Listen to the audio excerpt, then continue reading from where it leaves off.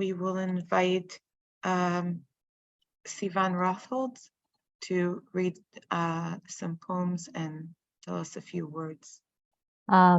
Shalom, and thank you all for being here. It's so important to be in community at this moment and to be holding one another up. So I'm going to share a few poems by poets who themselves have been involved or are currently involved in war in Israel. This first poem by Yehuda Amichai is called El Malei Rachamim. El Malei Rachamim is the traditional Jewish graveside and memorial prayer. And El Malei Rachamim means God full of mercy. And so this is the poet's experience as someone who has fought in war in Israel, of reflecting on the idea of God being full of mercy in this moment. God full of mercy, the prayer for the dead. If God was not full of mercy, mercy would have been in the world, not just in him. I, who plucked flowers in the hills and looked down into all the valleys, I, who brought corpses down from the hills, can tell you that the world is empty of mercy. I, who was king of salt at the seashore, who stood without a decision at my window, who counted the steps of angels, whose heart lifted weights of anguish in the horrible contests. I, who use only a small part of the words in the dictionary. I, who must decipher riddles I don't want to decipher, know that if not for the God full of mercy, there would be no mercy in the world. There would be mercy in the world, not just in him. I'm going to stop my share for a moment just to reflect on this poem. I thought about whether or not to bring this to you today because it is a difficult poem. But one of the things that I have been thinking as someone who myself is about to become a rabbi and who is serving the Jewish people in the world right now, one of the things I have been struggling with is this question of how can God let this happen? Where is God in moments like this? And where I landed is on a concept of God as the Shekhinah, as the God who is in exile with us and suffering with us. And that just as we need to find compassion for one another, we also need to find compassion for God, that perhaps it is Aleinu on us to bring peace. But this tension of being angry with God and not understanding why these horrible things can happen in the world is something that resonated with me and that the poet speaks to. And so I wanted to bring it to you in case you too are also feeling anger or dismay at how this can be. So that is my first offering. And next, I've brought a poem by Ruchama Weiss, who is currently in Israel. It was written on October 8th. I want to weep, but then I remember. I want to weep, but then I remember that there's a long line now for weeping. In fairness and to my great fortune, I'm off the list of those allowed tears.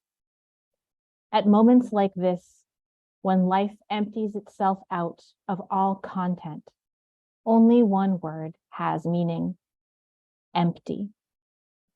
Grandmothers taken prisoner, babies slaughtered. For some reason, I'm reminded of Bialik.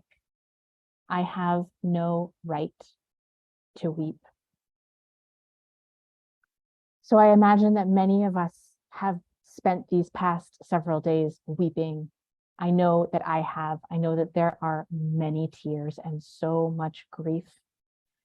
And that there is this idea that grief exists in a hierarchy. And since maybe I didn't personally lose someone, I don't have the right to feel this level of grief and anguish. And I think that is what Ruchama Weiss is struggling with here. But our tears are holy too. We are bearing witness. We are holding space. And this grief is the grief of all of the Jewish people and of all of the people in the region who have lost someone, who are worried about someone, who are witnessing this and cannot hold how heavy it is. So just to acknowledge that tension, that maybe you've wondered whether or not you have a right to weep in this moment, but to lift up that your tears are holy too. Finally, I have one more poem by Yehuda Amichai. This one is well known. You may have seen it in your Siddur. It is a poem that has spoken to the Jewish people's relationship with this land and with this unrest for decades. The Diameter of the Bomb by Yehuda Amichai. The diameter of the bomb was 30 centimeters, and the diameter of its effective range about 7 meters, with 4 dead and 11 wounded.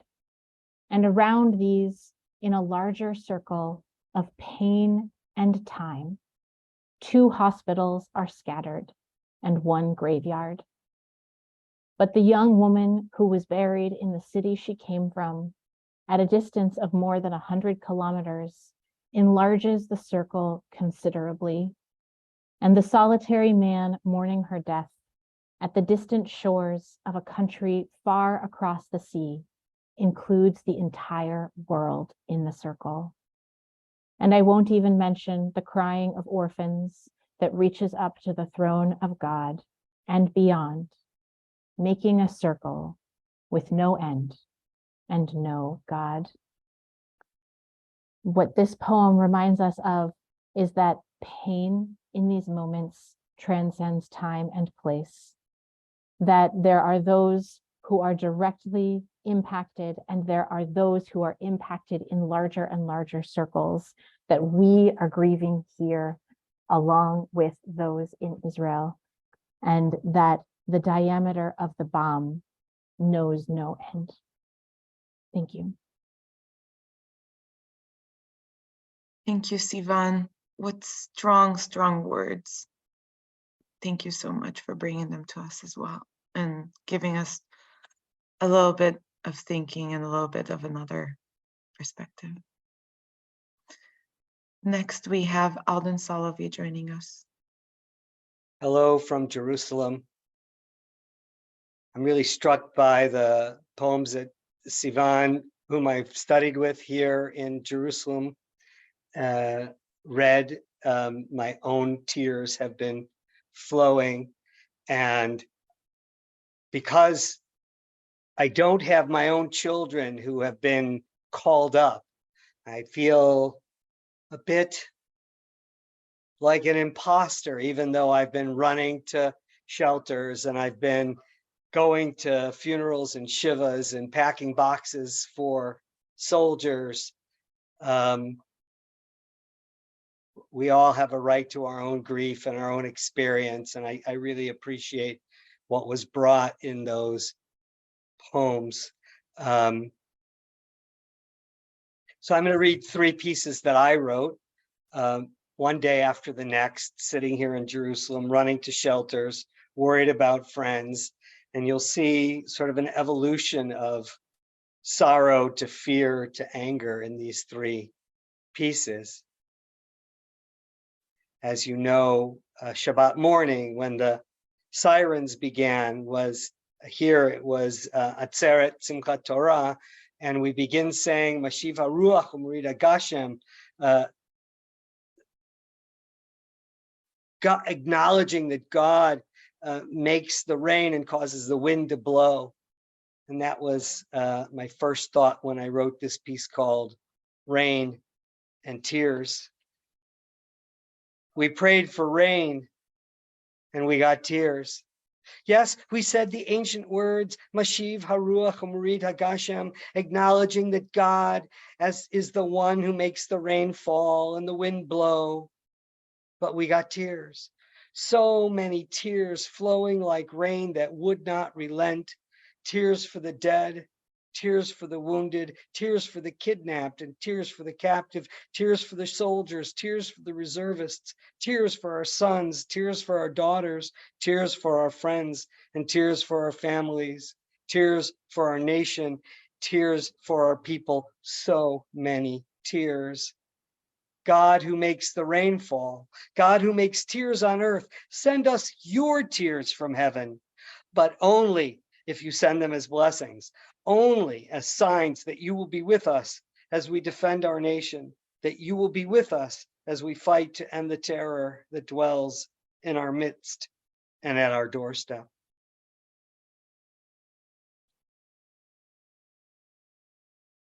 This was before the depth of the tragedy began to unfold, and it's still sadly unfolding. The next day, I wrote this piece called The Wild Sparrow.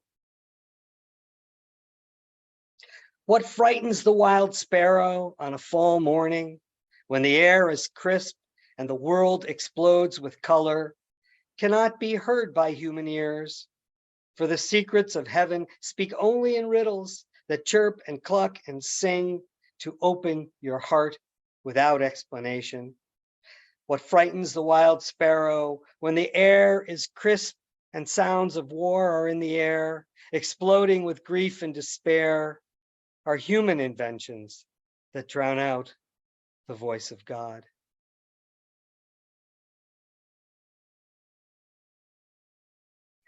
And finally, prayers of war and peace. Peace is such an arrogant prayer. Peace believes that she will grace the world with nobility and righteousness, and that all hate and violence will melt in her path. Ani v'shalom v'chi adaber hama lamilchama. I am for peace. When I speak, they are for war, from Psalms. For war is a cunning adversary, begging for blood, begging for terror, begging for ruthless murder and destruction.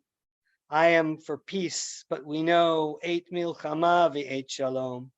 There is a time for war and a time for peace. Yes, there is a time for war. The time for war is when peace will come no other way. Yes, sometimes peace needs war to clear the path for justice. Send us your prayers as Rabbi Daniel send us your tears as Sivan, nearly a rabbi, said, be with us. Every message you send to anyone here is balm for the heart and the soul. Stay connected with us, please. Thank you so much, Alden, for bringing these words. Next, I would like to read a prayer that I wrote a few days ago. I wrote this prayer thinking and still thinking every moment almost about the babies, the children, the women, the grandparents, all the people that are right now are held captive. Our tradition have one sentence in the morning prayers for bringing captives home, and I used it in this prayer, in this poem prayer. It's called Bring Them Home. I'm empty, drained, like a dry riverbed in the heat of the desert sun. I'm emptied out, my water taken away, buckets filled with my precious drops of life. Each drop a world of its own, a life taken captive, fate unknown, taken captive, date dead and gone, taken captive, and I'm here to mourn.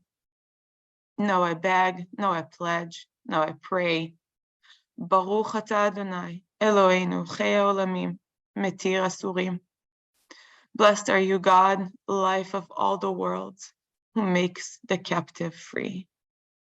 Bring them home. I will be here waiting, ready for their return, like a tidal wave. And as Sivan brought before with Ruchama Weiss's poem, I'm not in one that has a list and that's on the list. Thankfully, my family and friends are safe. But I think that as all of you probably have been feeling, every life taking is close to us. We are one. And I pray every moment that they will all come back.